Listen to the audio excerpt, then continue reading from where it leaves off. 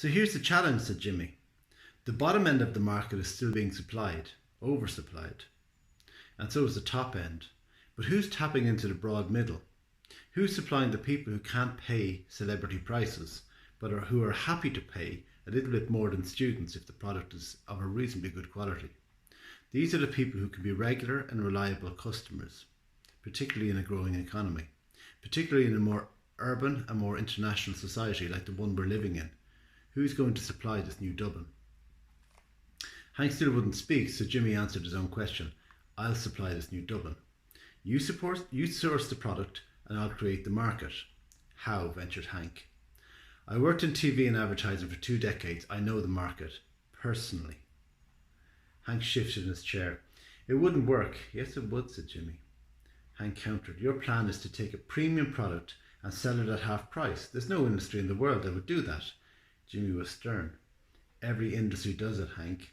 It's called market segmentation. Jimmy sat forward in his seat. Okay, let's say you need a new white shirt. Where are you going to get it? Hank was unresponsive. I'll tell you where, said Jimmy. You go to Brown Thomas, you pay €300, you get a nice white shirt, 100% cotton, 8 buttons up the front, single cuffs, nice, huh? Like what you used to wear. Hank was unresponsive again. Or you go to Penny's, said Jimmy. You pay €30, you get a nice white shirt, 60% cotton, with a mix of other materials. But still 8 buttons up the front, single cuffs, nothing wrong with it. Just not the same as the Brown Thomas one. But some people wouldn't know the difference. Hank agreed. And that's your 2 ends of the cocaine market, Brown Thomas and Penny's. Now in the past, Hank, you supplied both ends, but I'm saying there's another part of the market.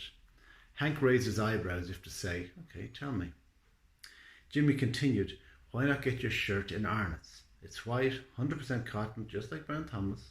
Not the same quality of cotton and the stitching isn't as good, but who would notice? It's far better than the one you'd get at Penny's, not quite as good as what you'd get at Brown Thomas, but good value for €120. That's the broad middle. Hank could see he was winning. Jimmy could see he was winning Hank over, so he pressed home his advantage. Interestingly, Hank, all 3 shirts are probably made in the same factory, just like the Coke. And here's something else that might interest you. Brown Thomas, Penny's, Arnott's, they're all owned by the same people. Hank sat silently searching for a counter-argument, but none came to mind. So, in case I wasn't clear, said Jimmy, I'm talking about becoming the Arnott's of the Coke business.